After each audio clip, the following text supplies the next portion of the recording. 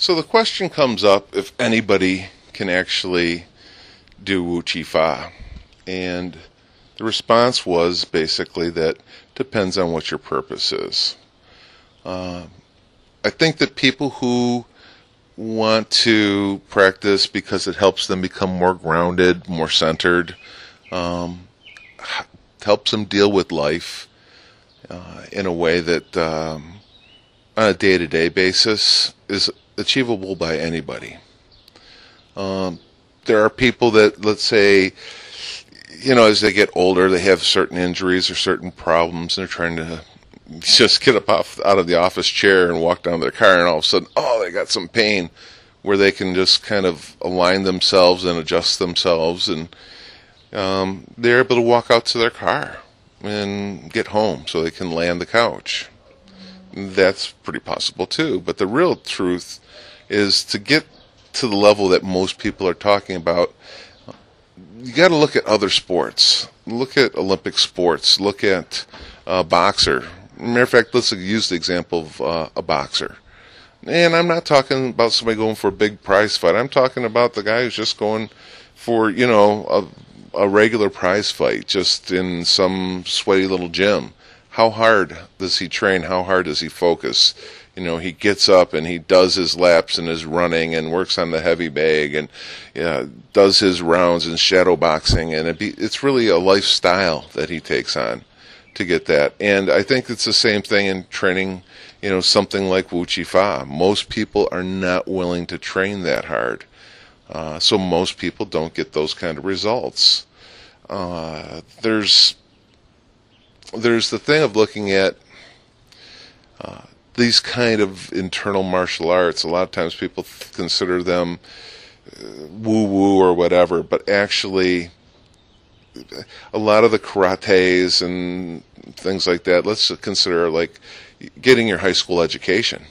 You can go out and make a lot of money with a high school diploma. Matter of fact, there's people who go to college and spend years and years and don't make any more money than the guy who's working at the plant who just has his high school education. So I'm not saying it's good or bad. It's like, what's the purpose? The people who love the education, who love to really, go to those kind of depths, they go back on from high school to college. And then those who really have that burning desire inside go from, college to doctoral school. They get their masters or their doctorates. And that's kind of what these kind of arts are about, is going for your doctoral program. You can't just space out and go through the motions. You really need to think about what you're doing and how you're doing it. Now, if you just want to get a little better health by being more grounded and more centered, and you spend, 20, 30 minutes a day doing your standing, that's great. You probably can get that out of basic meditation as well, or your yoga practice or whatever. But if you like the style of Wujifa and like doing the standing exercises and some of the movement exercises, and they help you get more centered, then that's great. I think that's a wonderful benefit.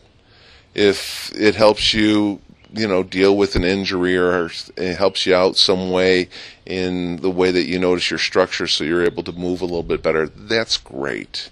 As far as the fighting thing, how committed is somebody? How much do you want to train? How curious is your mind, and are you willing to look into what you're doing and examine what you're doing, and willingness to eat bitter and enjoy eating bitter so you can find that development and still keep a positive attitude in exploring what you're doing. Now, these are the questions that really are the good ones to be asking.